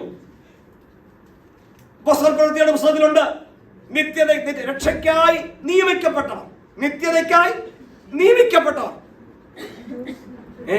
കർത്താവ് ശിഷ്യന്മാരോട് എന്നാ പറഞ്ഞു? നിങ്ങൾ എന്നെ തെരഞ്ഞെടുത്തു എന്നല്ല, ഞാൻ നിങ്ങളെ തെരഞ്ഞെടുത്തിരിക്കുന്നു, ഞാൻ നിങ്ങളെ ആക്കി വെച്ചുമിരിക്കുന്നു. അപ്പൊ കാൽവിനിസം ശരിയാണോ? ഇഷ്ടംപോലെ വാക്യങ്ങളുണ്ട്, ഇഷ്ടംപോലെ വാക്യങ്ങൾ. ഈ വാക്യങ്ങളെല്ലാം ചേർത്ത് വെച്ച് വായിച്ചാൽ, അല്ലെങ്കിൽ വാക്യങ്ങൾ ഞാൻ പിന്നീട് പറയാം. ഇൻഡിവിജ്വലി ഇലക്റ്റഡ്, ദൈവം ഓരോരുത്തരെ പേരുപേരായി ഇലക്ട് ചെയ്തു. എപ്പോൾ ഇലക്ട് ചെയ്തു? യാക്കോബിന്റെ ലേഖനം, യാക്കോബിന്റെയും യേശാവിന്റെയും കാര്യം റോമാലേഖനം 9-ാം അധ്യായം മുതൽ 11-ാം അധ്യായം വരെ വായിക്കുന്നുണ്ട്. ഈ ഇലക്ഷനെ സംബന്ധിക്കുന്ന 3 പാസേജസ് ഉണ്ട് വേദപുസ്തകത്തില്. ഏറ്റവും പ്രധാനമായിട്ടുള്ള പാസേജുകൾ. ഒന്ന് നിങ്ങൾ വീട്ടിൽ ചെന്ന് വായിച്ചു നോക്കുക, എന്നിട്ട് അടുത്ത ആഴ്ചയിൽ എന്റെ പ്രസംഗത്തിന്റെ ബാക്കിയും കൂടെ കേൾക്കുക. ഒന്ന് റോമൻസ് 9, 10, 11 ഓർത്തോണം. റോമാലേഖനം 9, 10, 11. രണ്ടാമത്തത് ഇപ്പോൾ നമ്മൾ പ്രസംഗിച്ചുകൊണ്ടിരിക്കുന്ന എഫേസ്യ ലേഖനം 1-ാം അധ്യായം. വീണ്ടും 2-ാം അധ്യായം കൂടെ വായിക്കണം. 1, 2 അധ്യായങ്ങൾ, പ്രത്യേകിച്ച് 1-ാം അധ്യായത്തിന് 1 മുതൽ 14 വരെയും 2-ാം അധ്യായത്തിന്റെ 1 മുതൽ 10 വരെയുള്ള വാക്യങ്ങളും പ്രധാനമായിട്ട് വായിക്കണം. ഇനി 1 പത്രോസ് 1-ാം അധ്യായമാണ്. 1 Peter chapter 1. ഇപ്പൊ 3 കാര്യങ്ങൾ മനസ്സിലായി, 3 ഭാഗങ്ങൾ മനസ്സിലായ 3 പാസേജുകൾ. ഏതൊക്കെ 3 passages? First one is Romans 9, 10, 11. 2 എഫേസ്യ ലേഖനം 1-ാം അധ്യായം. മൂന്നാമത്തേത് 1 Peter chapter 1. പത്രോസിന്റെ 1-ാം ലേഖനം 1-ാം അധ്യായം. ഈ അധ്യായങ്ങൾ നമ്മൾ വായിക്കുമ്പോൾ ദൈവത്തിന്റെ രക്ഷയുടെ പദ്ധതി വായിക്കാൻ പറ്റും. ദൈവം രക്ഷിച്ചു, ദൈവം ഇലക്ട് ചെയ്തു, ദൈവം ചൂസ് ചെയ്തു.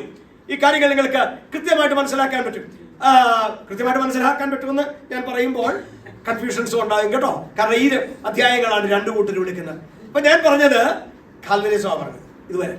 അപ്പൊ കാൽവിൻ പറഞ്ഞത്, ജോൺ കാൽവിൻ എന്ന 16-ാം നൂറ്റാണ്ടിലെ കണ്ട അതിബൃഹത്ത മഹാനായ ക്രൈസ്തവ ചിന്തകൻ പറഞ്ഞു, ദൈവം ഓരോരുത്തരെയും അവർ ജനിക്കുന്നതിന് മുൻപ്, നമ്മൾ ഉണ്ടാകുന്നതിന് മുൻപ്, മനുഷ്യരാശി ഉണ്ടാകുന്നതിന് മുൻപ്, ലോകം ഉണ്ടാകുന്നതിന് മുൻപ് ദൈവം എന്ത് ചെയ്തു? കണ്ടു. ഇനി ഞാൻ ചോദിക്കട്ടെ, ദൈവത്തിനെ കാണാൻ പറ്റുമോ? ഈ ഭൂമിയിൽ ജനിക്കാൻ പോകുന്ന അവസാനത്തെ വ്യക്തി അവരെ ദൈവത്തിന് കാണാൻ പറ്റുമോ? പറ്റുമോ? ഭയങ്കര സയൻസ്. പറ്റും. അവരുടെ പേരറിയാൻ പറ്റുമോ? പറ്റും. സങ്കീർത്തനത്തിൽ വായിക്കുന്ന നക്ഷത്രങ്ങൾക്ക് ഓരോരുത്തർക്കും അവൻ പേർ വിളിക്കുന്നു എന്നല്ലേ? എത്ര നക്ഷത്രമുണ്ട്? ആർക്കും സംഖ്യ അറിയാമെന്ന് പറയാമോ? 10 to the power 22 times 10 to the power. My goodness, അത്ര ഉള്ളതിന് കുറവുണ്ട്.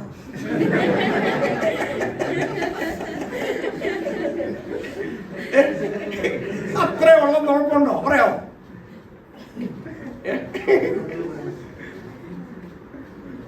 ആശിഷ് പറഞ്ഞത് കറക്റ്റാ. ഇതുവരെ അറിയാവുന്നത് വെച്ച്, ഇതുവരെ അറിയാവുന്നത് വെച്ച്. പക്ഷെ അതിനപ്പുറത്ത് കാണത്തില്ലേ?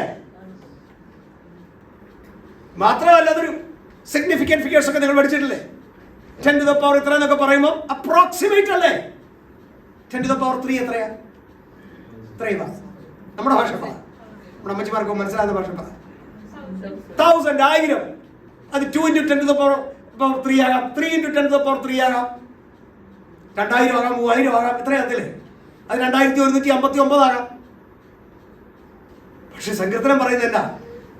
അതിന്റെ മൊത്തം സംഖ്യയുടെ ഒരാകത്തുക അറിയാവുന്നല്ല, അവൻ നക്ഷത്രങ്ങൾക്ക് ഓരോന്നിനും പേർ വിളിക്കുന്നതല്ലേ? സങ്കീർത്തനം പുതിയ നിയമത്തിൽ പറഞ്ഞിരിക്കുന്നതല്ലേ? അവന്റെ ജ്ഞാനം അഗോചരം. അത്ര അഗോചരം എന്ന് പറയുന്ന വാക്കിന് തെറ്റാ, കാണാൻ കഴിയാത്ത അഗോചരം. അഗാധമത്രേ, അപ്രമേയമത്രേ, ഇൻകോംപ്രിഹെൻസിബിൾ.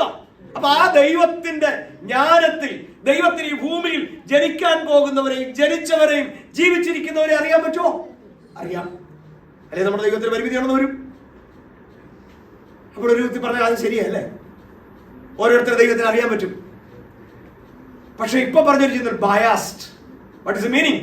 അപ്പൊ ഒരു പ്രത്യേകത എന്താണെന്ന് ചോദിച്ചാൽ, ദൈവത്തിന് ചിലരോട് ഇഷ്ടമുണ്ടായിരുന്നു, അവരെ മാത്രം ദൈവം തെരഞ്ഞെടുത്തു, ബാക്കിയുള്ളവരെ ദൈവം തള്ളിക്കളഞ്ഞു എന്ന് വരും. അപ്പൊ ദൈവത്തിന് പാർഷ്യാലിറ്റി, ഫേവറിറ്റിസം, ഡിറ്റർമിനിസം, ഫേറ്റലിസം എന്നൊക്കെ പറയാം. 16-ാം നൂറ്റാണ്ട് കഴിഞ്ഞ് 17-ാം നൂറ്റാണ്ടായപ്പോൾ ഒരു മനുഷ്യൻ എഴുതിയിട്ട് അദ്ദേഹത്തിന്റെ പേര് ജേക്കബ് അർമീനിയസ് എന്ന. അർമീനിയാനിസം. അർമീനിയസ് പറയും നോ അങ്ങനെയൊന്നുമല്ല, എല്ലാവരെയും ദൈവം തെരഞ്ഞെടുത്തേക്കുക, ആർക്കും വരാം. ശരിയാണോ? യോഹന്നാന്റെ സുവിശേഷം 3-ാം അധ്യായത്തിലെ 16-ാം വാക്യം വായിക്കുന്നതിനാ ഒന്ന് വായിച്ചേ. അറിയാലോ, തന്റെ ഏകജാതനായ പുത്രനിൽ വിശ്വസിക്കുന്ന ഏവനും, അത്രയ്ക്ക് എത്ര മതി? തന്റെ ഏകജാതനായ പുത്രനിൽ വിശ്വസിക്കുന്ന തെരഞ്ഞെടുക്കപ്പെട്ടവർ എന്നാണ് എഴുതിയേക്കുന്നത്. കുറച്ചുപേര് മാത്രം എന്നാണ് എഴുതിയിരിക്കുന്നത്. നമ്മളിവിടെ ഒരു ബോർഡ് വെക്കാം, ഓൾ ആർ വെൽക്കം.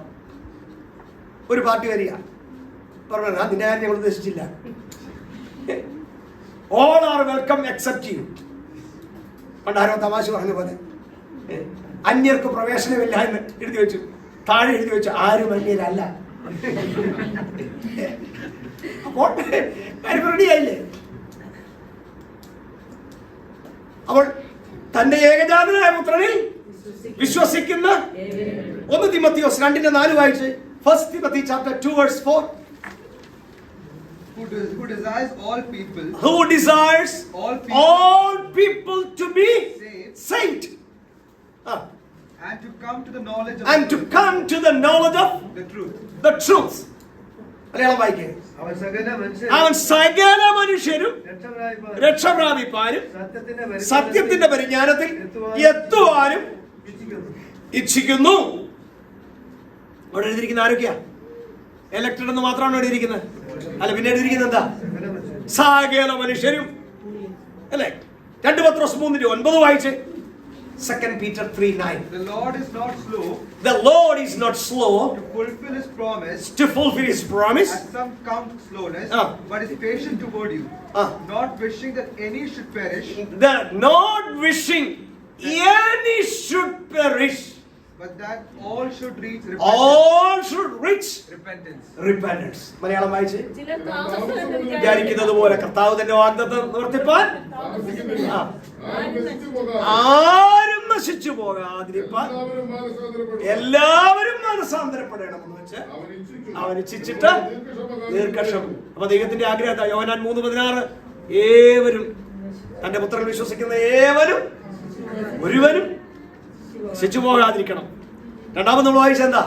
സകല മനുഷ്യരും രക്ഷയുടെ പരിജ്ഞാനം പ്രാപിക്കണം. ഇപ്പൊ വായിച്ചത് എന്തുവാ? ആരും നശിച്ചു പോകാൻ ദൈവം ആഗ്രഹിക്കുന്നില്ല. മത്തായി സുവിശേഷം 11:28 വായിക്കുന്നത് എന്താ?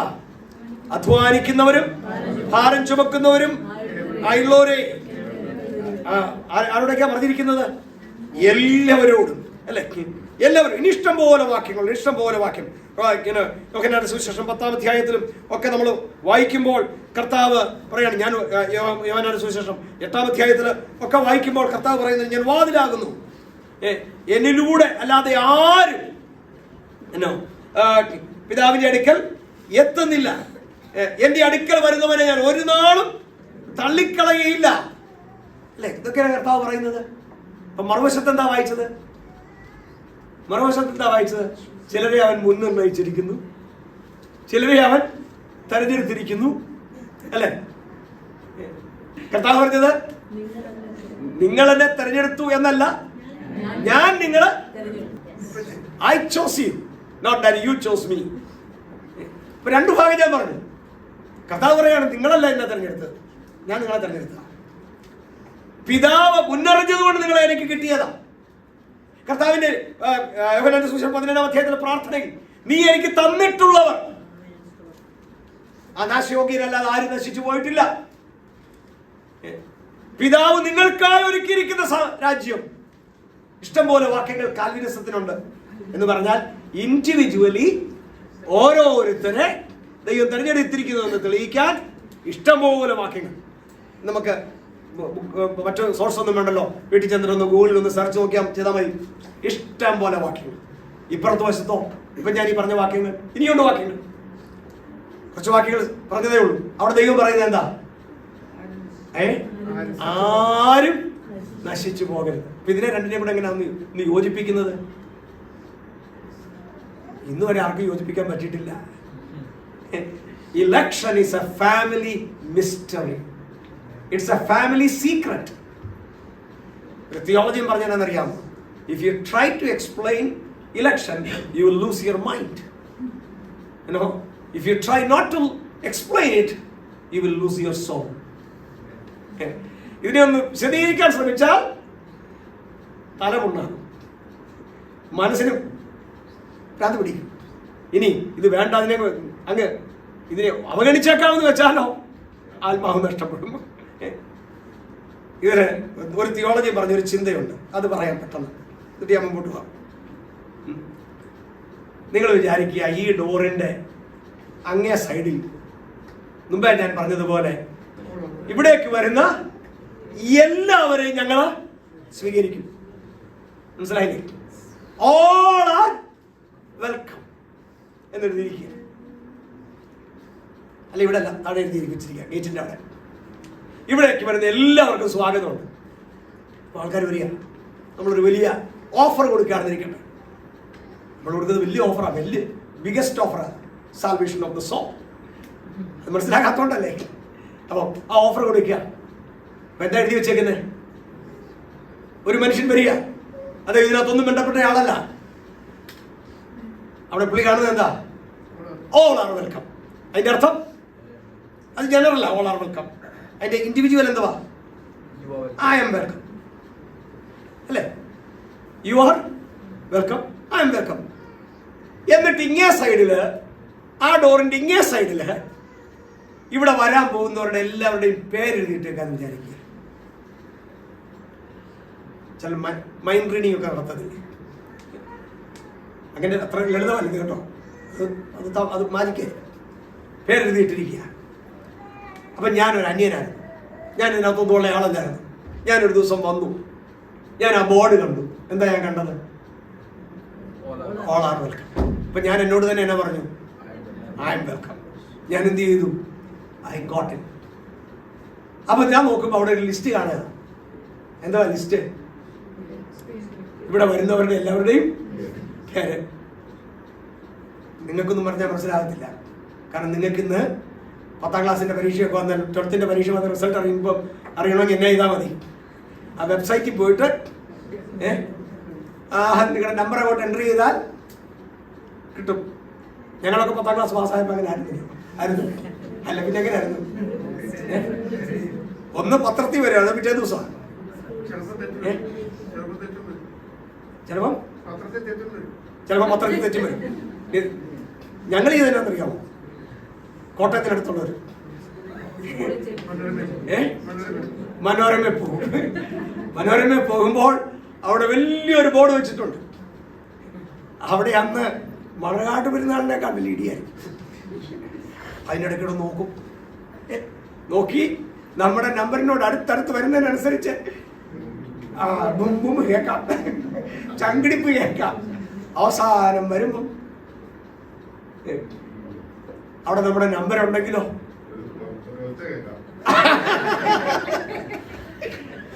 അപ്പൊ വീട്ടിൽ പോയിട്ട് പേരൻസിനോടൊന്ന് ചോദിച്ചാൽ മതി എങ്ങനെ ഉണ്ടായിരുന്നെന്ന്. അത് ഞങ്ങൾക്ക് ആഘോഷമായിരുന്നു അല്ലേ? അപ്പൊ നിങ്ങൾ നോക്കിക്കേ, അന്യനായി നിങ്ങളിൽ ഒരാൾ വന്നു, അല്ലെ ഞാൻ വന്നു, അവിടെ എഴുതി വെച്ചിരിക്കുന്ന യു ഓൾ ആർ വെൽക്കം.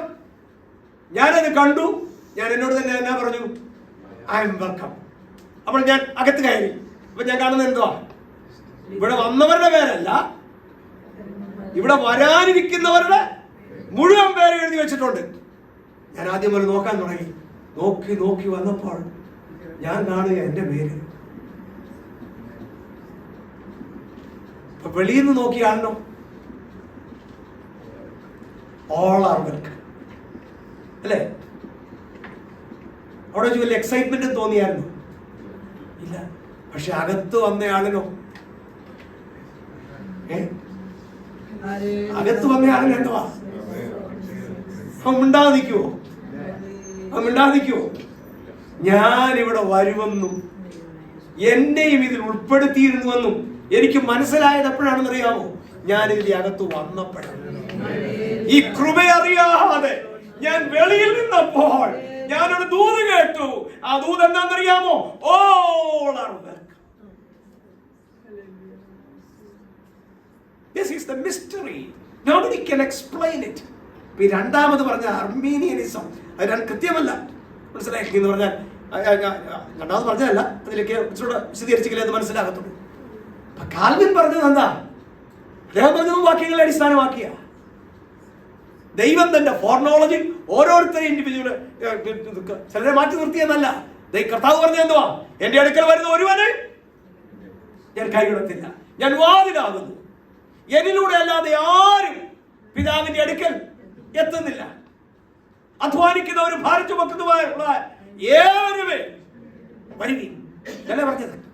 സകല മനുഷ്യർക്കും രക്ഷാകരമായ ദൈവകൃപ ഉദിച്ചു. അപ്പം ഈ രഹസ്യം മനസ്സിലായത് ആർക്കാ എന്ന് പറഞ്ഞാൽ, ഞാനും ഇതിൽ ഉൾപ്പെട്ടിരുന്നു എന്ന് മനസ്സിലായത് ആർക്കാ? അകത്ത് വന്നവർക്കാ. പുറത്ത് നിൽക്കുന്നവർക്ക് എന്താ മനസ്സിലായത്? എന്നെയും ഉൾക്കൊള്ളിക്കും. തീർച്ചയായിട്ടും ഉൾക്കൊള്ളിക്കുന്നില്ലേ? ഉൾക്കൊള്ളിക്കുമോ? തീർച്ചയായിട്ടും ഉൾക്കൊള്ളിക്കും. ഇതെങ്ങനെയാണ് ജോയിൻ ചെയ്യുന്നത്? ജോയിൻ ചെയ്യാൻ പറ്റുമോ? പറ്റും. അതെ ഫെസിലാണ് പറയുന്നത്. എങ്ങനെ ജോയിൻ ചെയ്യാൻ പറ്റും? അത് പറഞ്ഞ് ഞാൻ വേഗത്തിൽ നിർത്താം. ഒന്ന് ഇൻട്രഡക്ഷൻ പറഞ്ഞ് നിർത്താം. എന്നാ ഇത് നടന്നത്? ലോക സ്ഥാപനത്തിന് മുമ്പ്. അന്ന് ഞാനുണ്ടായിരുന്നു, നിങ്ങളുണ്ടായിരുന്നു, മനുഷ്യരുണ്ടായിരുന്നു, സൃഷ്ടികളുണ്ടായിരുന്നു, ഭൂമി ഉണ്ടായിരുന്നു, നക്ഷത്രങ്ങൾ ഉണ്ടായിരുന്നു, ഗാലക്സികൾ ഉണ്ടായിരുന്നു, എന്തെങ്കിലും ഉണ്ടായിരുന്നു? ആര് മാത്രം ഉണ്ടായിരുന്നു? ദൈവം. ദൈവം എന്ന് പറഞ്ഞാൽ പിതാവ്, പുത്രൻ, പരിശുദ്ധാത്മാവ്, അല്ലേ? അപ്പം അന്നുണ്ടായിരുന്ന മൂന്ന് പേരെന്ന് പറഞ്ഞാൽ മൂന്ന് വ്യത്യസ്ത ആളത്വങ്ങളാണ്, പക്ഷേ ത്രിയേക ദൈവമാണ്. Infinity, triune God, the Father God, God the Son, God the Holy Spirit. ദൈവം നടത്തിയ തെരഞ്ഞെടുപ്പ് എന്നാണെന്ന് അറിയാമോ? ദൈവം തെരഞ്ഞെടുത്തത് പുത്രനെയാണ് തെരഞ്ഞെടുത്തത്. പുത്രനെ തെരഞ്ഞെടുത്തിട്ട് പറഞ്ഞു, ഞാൻ സൃഷ്ടിക്കാൻ പോകുന്ന മനുഷ്യരിൽ ആര് നിന്നിൽ വരുമോ അവരെ ഞാൻ എന്റെ പുത്രനായിട്ട് അംഗീകരിക്കും. He chose us in Christ. അവൻ നമ്മളെ എവിടെ തെരഞ്ഞെടുത്തു? പുത്രനിൽ തെരഞ്ഞെടുത്തു. പുത്രൻ മുഖാന്തരം തെരഞ്ഞെടുത്തു. അവൻ തനിക്ക് പ്രിയനായവനിൽ തെരഞ്ഞെടുത്തു. അപ്പോൾ ഇന്ന് തിയോളജിക്കൽ ചെറിയ വ്യത്യാസം വന്നു. ഞാൻ അർമീനിസം പ്രോപ്പറായിട്ട് പറഞ്ഞില്ല. അറിയാമോ? ദൈവം തെരഞ്ഞെടുത്തത് ഈ ഓരോരുത്തരെ ദൈവത്തിന് അറിയാമായിരുന്നു, അറിയാൻ കഴിവുള്ളവനാ. പക്ഷെ അവൻ തെരഞ്ഞെടുപ്പിന്റെ ആധിക്യം അങ്ങനെയല്ല. അവൻ തെരഞ്ഞെടുത്തത് തന്റെ പുത്രനിൽ തെരഞ്ഞെടുത്തു. എന്നാ മൂന്നാം വാക്യം വായിച്ചത്? സ്വർഗത്തിലെ സകല ആത്മീക അനുഗ്രഹത്താലും ക്രിസ്തുവിൽ നമ്മെ അനുഗ്രഹിച്ചു. നാലാം വാക്യത്തിൽ നമ്മൾ വായിച്ചത് എന്തുവാ? നാലാം വാക്യത്തിൽ വായിച്ചത് സ്തോത്രം വായിച്ചത് ദൈവം ലോകസ്ഥാപനത്തിന് മുമ്പേ അവനിൽ തെരഞ്ഞെടുത്തു. Corporate election. He chose us in Christ. അവൻ നമ്മളെ ക്രിസ്തുവിൽ തെരഞ്ഞെടുത്തു. അപ്പൊ അങ്ങനെ ചിന്തിച്ചാൽ തീരാനുള്ള വിഷയം എന്ന് പറഞ്ഞാൽ, individuals are not elected separately and predestined.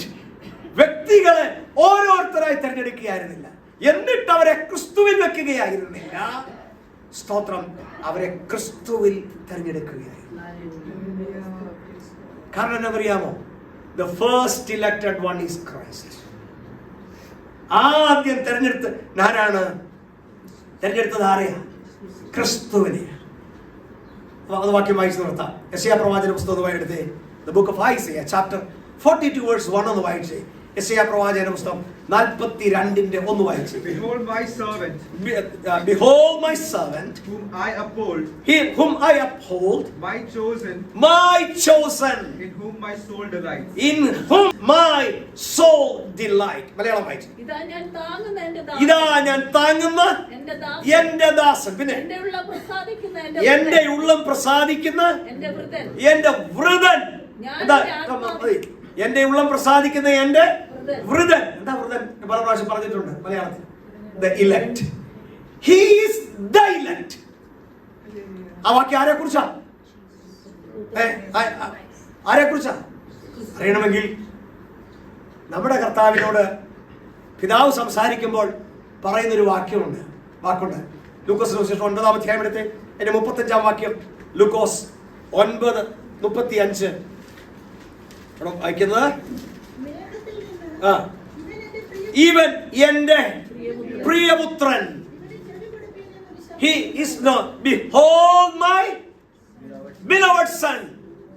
42 my chosen one. That means actually നമ്മൾ പുതിയ നിയമത്തിൽ മറ്റൊരു അവിടെ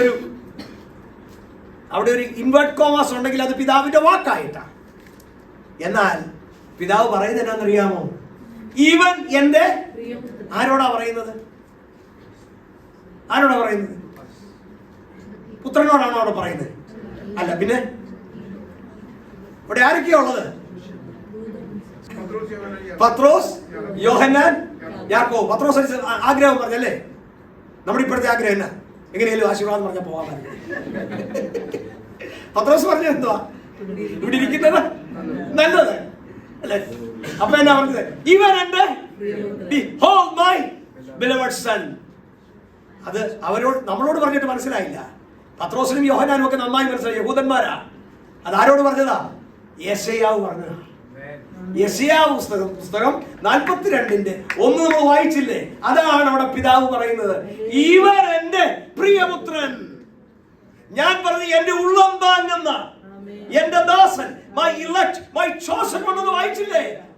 അതിവനാണ്. അപ്പൊ ആരാണ് ഈ chosen one? Who is the chosen one? We are all chosen. But who is the chosen one? Christ. In First Peter chapter 1:20. പത്രോസിന്റെ 1-ാം ലേഖനം 1-ാം അധ്യായത്തിന്റെ 20-ാം വാക്യം വായിച്ചേ. പത്രോസ്. He was foreknown. He was foreknown Before the foundation of the world. But was made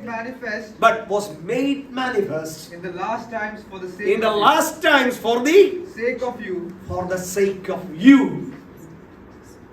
Malayalam.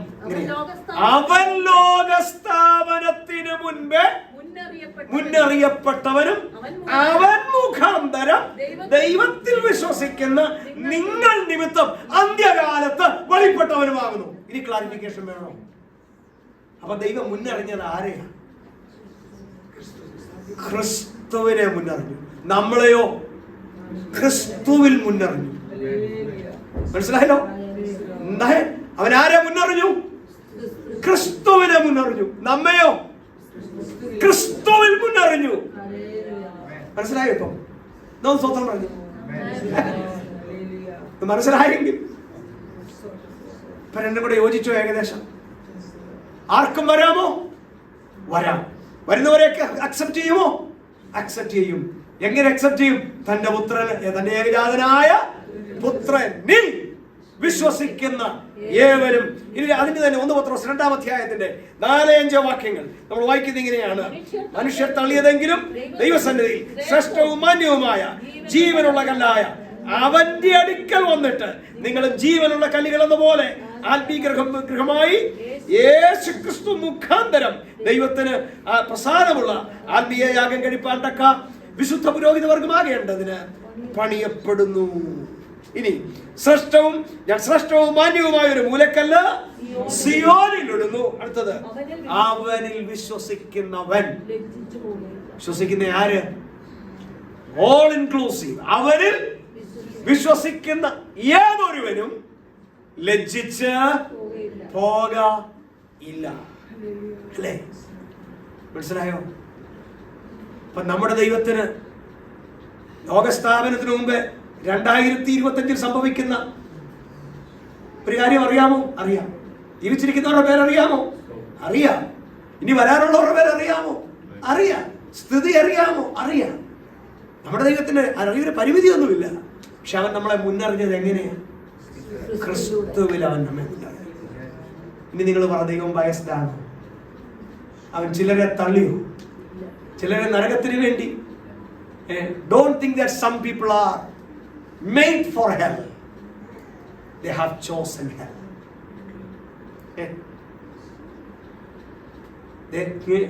ദൈവമല്ല അവരെ തിരഞ്ഞെടുത്ത്, അവര് തിരഞ്ഞെടുത്തു. ദൈവം പിശാചിനും അവന്റെ ദൂതന്മാർക്കും ഒരുക്കിയിരിക്കുന്ന സ്ഥലമാണ് നരകം. അവിടേക്ക് പോകാൻ ചില സ്വയം തീരുമാനം. ജോബിൻ പറഞ്ഞു ഫ്രീ വിൽ. അല്പം കൂടെ വിശദീകരിക്കണം. ഇപ്പൊ ഫ്രീ വിൽ നമുക്കുണ്ടോ? പക്ഷേ മുമ്പേ ഞാൻ പറഞ്ഞതുപോലെ ഈ രഹസ്യം മനസ്സിലാകുന്നത് ആർക്കാ? അകത്ത് വരുമ്പോഴാണ്. ഒരു വാക്യം കൂടെ വായിച്ച് നമുക്ക് അങ്ങ് നിർത്തിയേക്കാം. എഫെസ്യരുടെ 2-ാം അധ്യായം, നമുക്ക് ഇവിടേക്ക് പോകണമല്ലോ. ആ 2-ാം അധ്യായം വായിച്ച് നിങ്ങളെ ഇച്ചിരി ഒന്ന് കുഴപ്പിച്ചങ്ങ് വിടാം. അപ്പം എനിക്കൊരു ആശ്വാസമാണ് വിചാരിച്ച നിങ്ങൾ വീട്ടിൽ ചെന്ന് വായിക്കുകയും ചിന്തിക്കുകയും ചെയ്തോളൂല്ലോ. അത്യാവശ്യം അല്ലെങ്കിൽ കുറച്ച് നേരം മിണ്ടാതിരിക്കുമല്ലോ. ഇത് വായിച്ചിട്ട് ഒന്ന് വായിച്ച് 2-ാം അധ്യായത്തിന്റെ 8-ാം വാക്യം മുതൽ വായിച്ച്. നിങ്ങൾ കൃപയാലല്ലോ നിങ്ങൾ വിശ്വാസം മൂലം രക്ഷിക്കപ്പെട്ടിരിക്കുക, അതിനും നിങ്ങൾ കാരണമല്ല, ദൈവത്തിന്റെ ദാനമത്രേ ആകുന്നു. ആരും പ്രശംസിക്കാതിരിപ്പാൻ പ്രവർത്തികളും കാരണമല്ല, നാം അവന്റെ കൈപ്പണിയായി സൽപ്രവർത്തികൾക്കായിട്ട് ക്രിസ്തുയേശുവിൽ സൃഷ്ടിക്കപ്പെട്ടവരാകുന്നു. നാം ചെയ്തു പോരേണ്ടതിന് ദൈവം. അപ്പം നമ്മൾ രക്ഷിക്കപ്പെട്ടത് എങ്ങനെയാ? വിശ്വാസം മൂലം, കൃപയാലത്രേ. പക്ഷെ അടുത്ത വാചകം പൗലോസ് പറയാ, അതിനും നിങ്ങളല്ല കാരണം പിന്നെ ആരാ? ആദ്യം ദൈവം. കാരണം എന്താ? ഈ വിശ്വാസം തന്നതും ആരാ? രക്ഷയിലേക്ക് നയിച്ച വിശ്വാസം തന്നതും ദൈവമാണ്. അത് ഞാൻ വിശദീകരിക്കാം. ഫസ്റ്റ് ബ്ലെസ്സിങ് എന്തോ? ഞാൻ ഇന്ന് ആരാധനയ്ക്ക് യോഗ്യമായ ഒരു എക്സ്പ്ലനേഷനും കൂടെയാണ് പറഞ്ഞത്. ഈ സാൽവേഷൻ, ഈ ചോയ്സ്, ഈ ഇലക്ഷൻ കലഹിക്കാനുള്ളതാണോ ആരാധിക്കാനുള്ളതാണോ? ലോകസ്ഥാപനത്തിന് മുൻപേ പാപിയായ എന്നെ നേടാൻ തന്റെ ഏകജാതനായ പുത്രനെ ലോകസ്ഥാപനത്തിന് മുൻപേ അവൻ തെരഞ്ഞെടുത്തു. 1 Peter 1:20 ഓർത്തിരിക്കണം. നിങ്ങൾ മുഖാന്തരം കാലത്തിൽ അവൻ ആരായി തീർന്നു? ലോകസ്ഥാപനത്തിന് മുൻപേ അവൻ മുന്നറിയപ്പെട്ടവനും പിന്നെ ലോകസ്ഥാപനത്തിന് മുമ്പേ മുന്നറിയപ്പെട്ടവനും അവൻ മുഖാന്തരം ദൈവത്തിൽ വിശ്വസിക്കുന്ന നിങ്ങൾ നിമിത്തം അന്ത്യകാലത്ത് വെളിപ്പെട്ടവനും. തിരിച്ചെന്താ പറയാം? സമയം പോയല്ലോ. സ്തോത്രം. രക്ഷാദാനവും അതെത്ര മാധുര്യം. സമയം ഉണ്ടാക്കി പാടാൻ, പക്ഷെ സമയമില്ലാത്തോട് പാടുന്നില്ല. എന്നെ വീണ്ടതോ അതെത്ര ആശ്ചര്യം. നമ്മുടെ പാട്ടൊന്ന് പറഞ്ഞു നിർത്താം. രക്ഷാദാനമോ മറിച്ച് പറഞ്ഞേ, രക്ഷാദാനമോ എത്ര മാധുര്യം. എന്നെ വീണ്ടതോ അതെത്ര ആശ്ചര്യം. കർത്തൻ സ്വന്തമായിട്ട് എന്നെ തീർത്തതാ. കീർത്തിക്കും ഞാൻ നന്ദി, കീർത്തിക്കും ഞാൻ നന്ദി. രക്ഷാദാനമോ അതെത്ര മാധുര്യം. എന്നെ വീണ്ടതോ അതെത്ര ആശ്ചര്യം. കർത്തൻ സ്വന്തമായിട്ട് എന്നെ തീർത്തതാ. കീർത്തിക്കും ഞാൻ. കർത്താവേ സ്തോത്രം, കർത്താവേ സ്തോത്രം, കർത്താവേ സ്തോത്രം, കർത്താവേ സ്തോത്രം, കർത്താവേ സ്തോത്രം.